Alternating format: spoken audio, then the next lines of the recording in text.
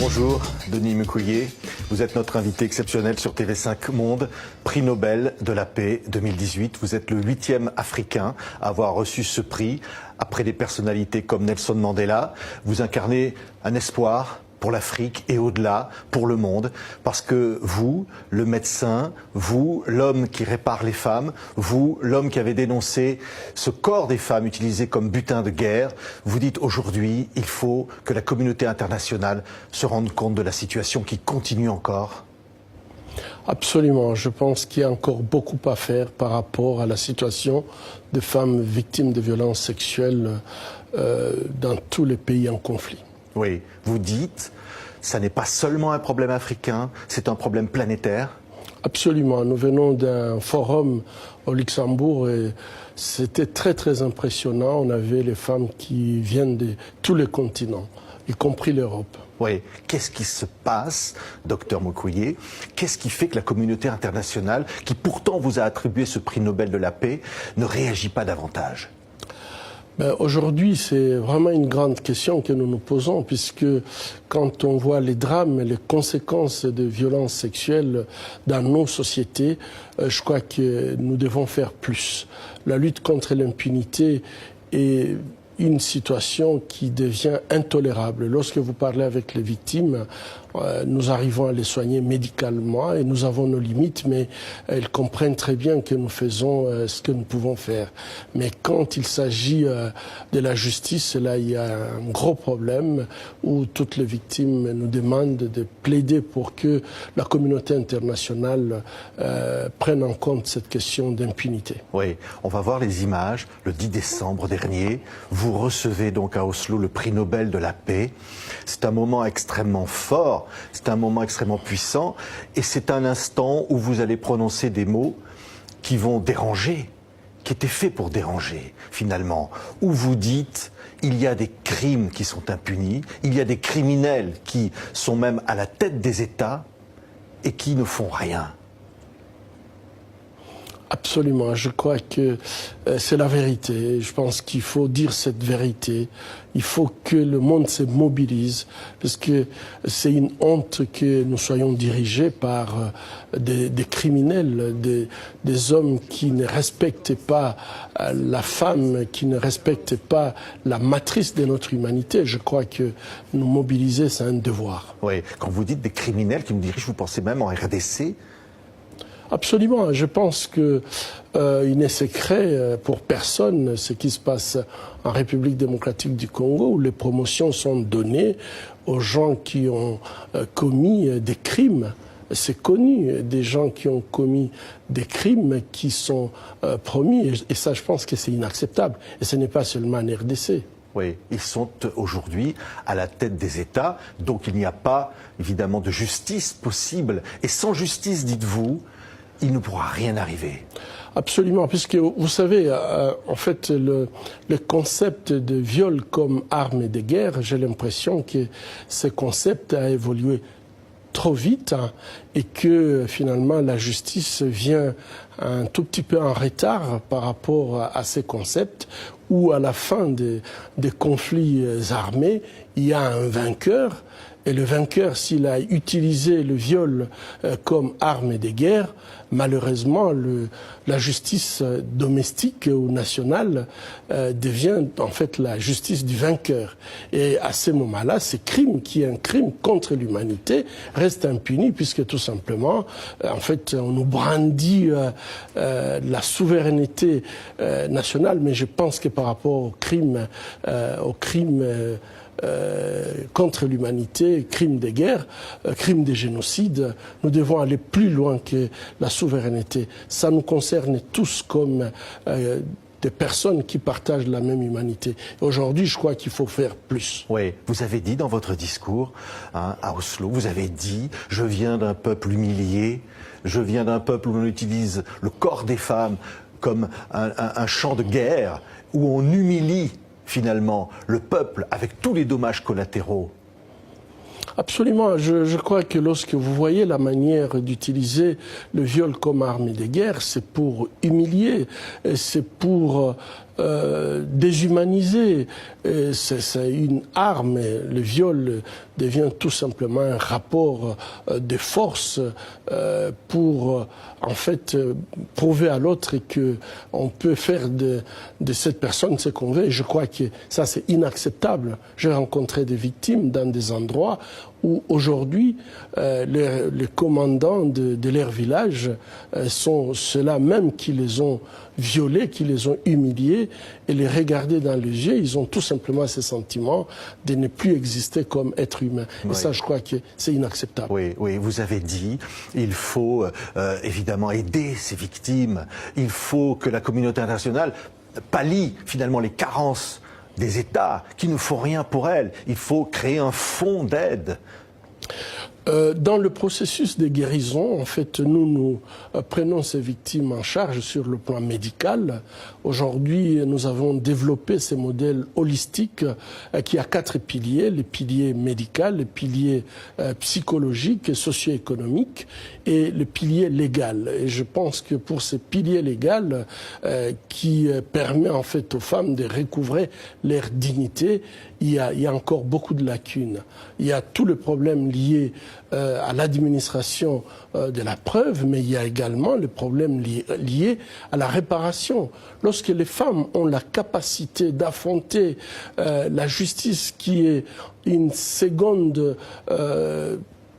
humiliation pour elles, puisque parfois elles subissent des interrogatoires qu'elles n'arrivent pas à supporter, mais elles ont le courage de les faire. Oui. Si à la fin de ces processus éprouvants, elles n'ont pas la capacité d'avoir une réparation, je crois que quelque part, nous, la société, nous avons cette obligation donc de pouvoir faire cette réparation, et cette réparation nécessite qu'il y ait un fonds de réparation, un fonds global pour ne pas discriminer les femmes qui viennent peut-être des pays où les responsables voudraient bien faire cette réparation, mais n'ont pas la possibilité de le faire.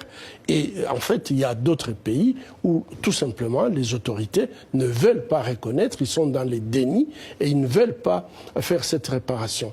Dans les 2 cas, si on a un fonds de réparation global que le pays ne veulent pas, ces fonds peuvent être mis à la disposition de ces victimes, ou lorsque le pays ne paie pas, ces fonds également peuvent servir. Comme ça, toutes les femmes à travers le monde auront le même droit à la réparation. Cette réparation peut être individuelle, peut être collective.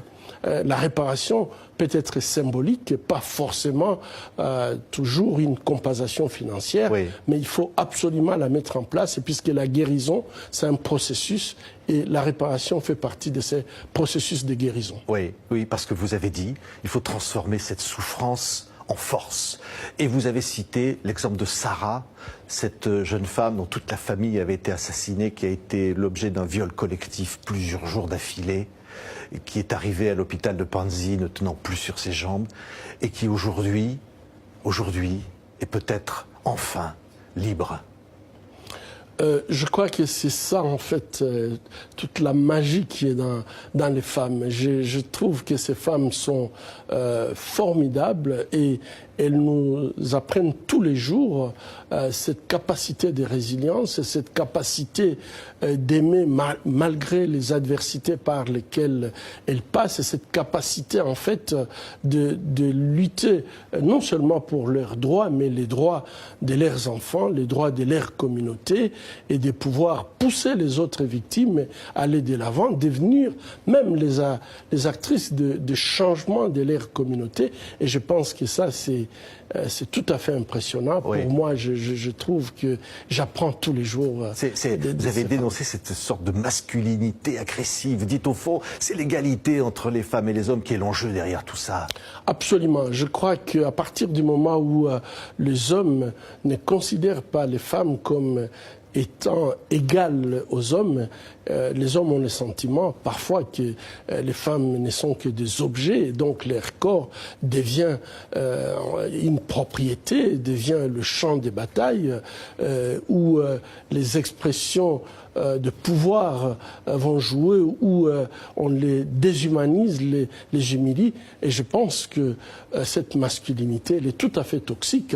Et cette masculinité, nous l'apprenons. Nous l'apprenons dès les berceaux. Et je crois qu'il faut changer le paradigme et vraiment déconstruire la masculinité toxique pour une masculinité positive qui considère la femme comme étant égale à l'homme. Oui, et derrière cela, évidemment, il y a la guerre qui a frappé votre pays. L'RDC, c'est 6 millions de morts, 4 millions de déplacés. Ce sont des violations des droits humains fondamentaux, permanentes, que vous avez toujours dénoncées et qui continuent aujourd'hui.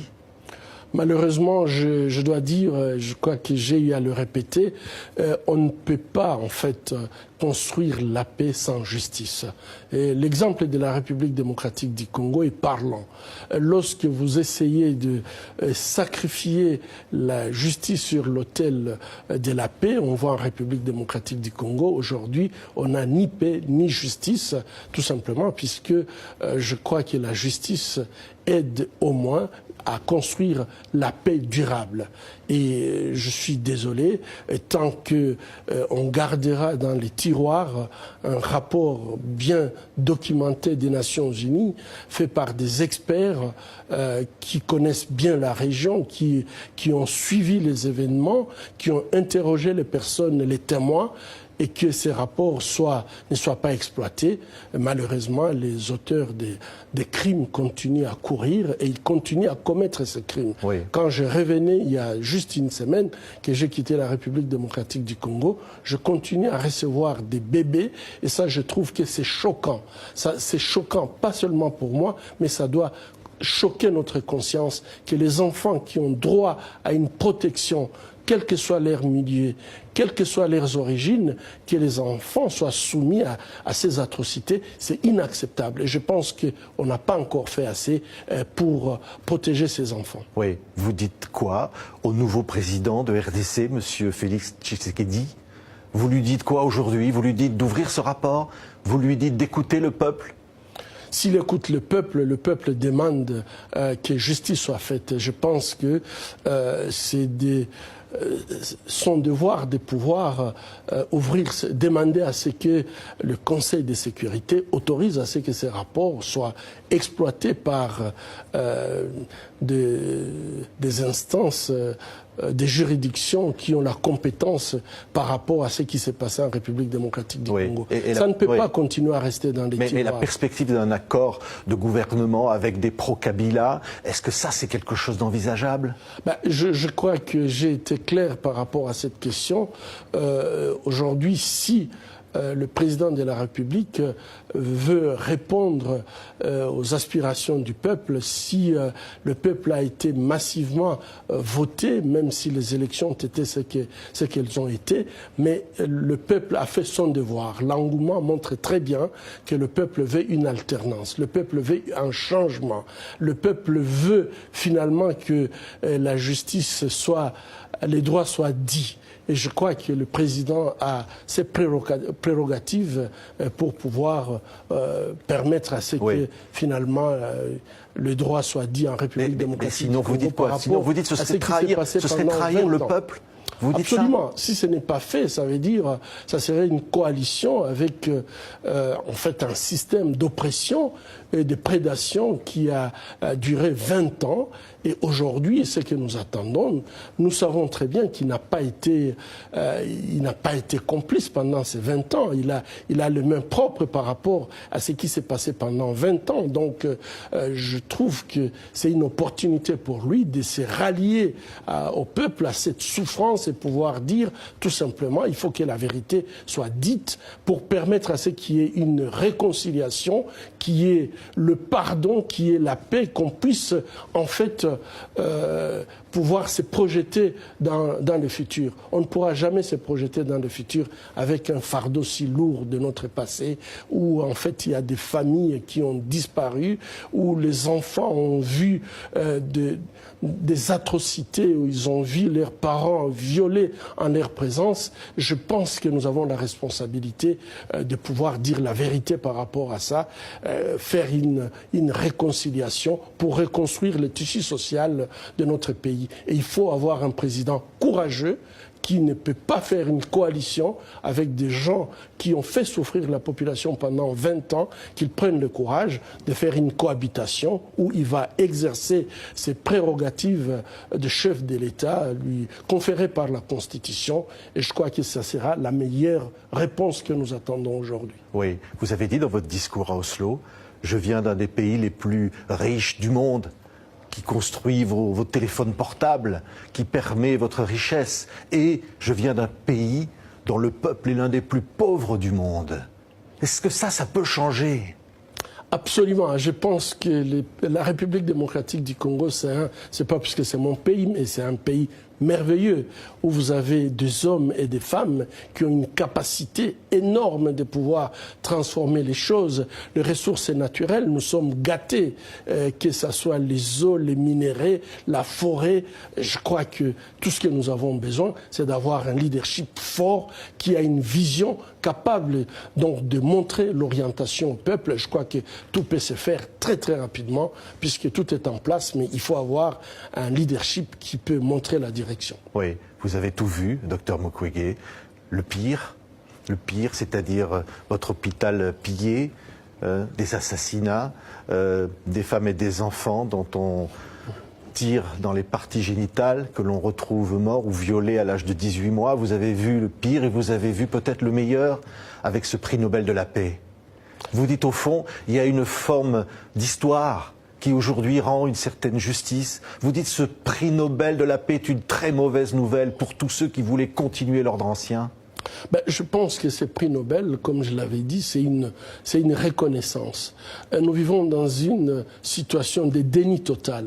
Lorsque vous savez combien de fois, en fait, j'ai été menacé, j'ai perdu des amis, j'ai perdu même mes collègues qui ont été tués, tout simplement puisqu'ils ont osé dire la vérité. Aujourd'hui, quand je pense, par exemple, aux gens comme donc Luc Nkulula, Rossi Mukendi, Thérèse Kapalanga, je crois que ces gens qui ont été tués, puisque tout simplement, ils ont osé dire la vérité, ils ont osé demander à ce que leurs droits soient respectés, et il n'y a pas que cela. Donc nous avons mais il y a beaucoup qui ont été tués pour avoir réclamé tout simplement leurs droits, puisque nous vivons dans un système de déni total. Et je pense qu'avec ce prix Nobel de la paix, j'ai senti qu'il y avait une reconnaissance de toute cette souffrance. Et c'est pour ça d'ailleurs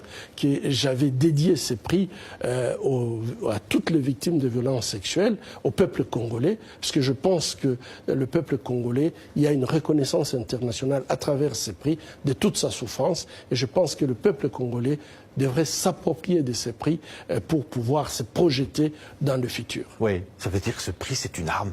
C'est une arme positive, c'est une arme de paix.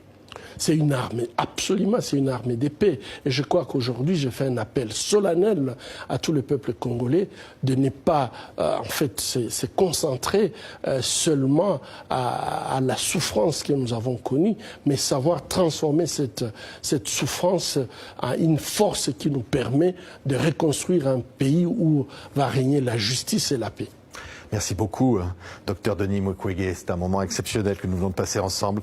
Je signale ce livre, s'appelle « Réparer les femmes », écrit votre confrère et ami Guy Bernard Cadière, le professeur belge. Et puis cette bande dessinée de Simon Evanam, le récit glaçant de la réalité au cœur du Congo, dans lequel vous apparaissez. D'ailleurs, on va voir quelques images. Vous êtes même l'objet d'une bande dessinée, docteur. Regardez, on vous voit là à l'écran. Je crois que Jean Vanam, il a très bien illustré ce qui se passe en République démocratique du Congo, et je remercie aussi bien Jean Van Am que Guy Bernard Cadière pour leurs efforts d'amener à la connaissance du monde de ce qui se passe en République démocratique du Congo. Je sais qu'il y aurait beaucoup qui essayeraient de cacher la réalité, mais aujourd'hui, comme je l'avais dit, personne ne dira que je ne savais pas. Il y a eu le film de Thierry Michel, il y a la bande dessinée, il y a des écrits, et je crois qu'aujourd'hui, c'est que nous appelons pas à la dénonciation, nous appelons à l'action. Et il y a vous qui ne vous tairez jamais. Ben, vous l'avez toujours dit. Même quand vous étiez menacé de mort, vous dites, je ne me tairai jamais. Non, je pense que ça serait une lâcheté. Lorsque je vois les milliers d'enfants, des femmes, de jeunes qui sont tués, c'est taire, en fait, c'est trahir le sang de ces martyrs. Merci beaucoup, Dr Denis Mukwege, prix Nobel de la paix, d'avoir été aujourd'hui donc notre invité exceptionnel sur TV5 Monde. Merci. Je vous remercie, monsieur.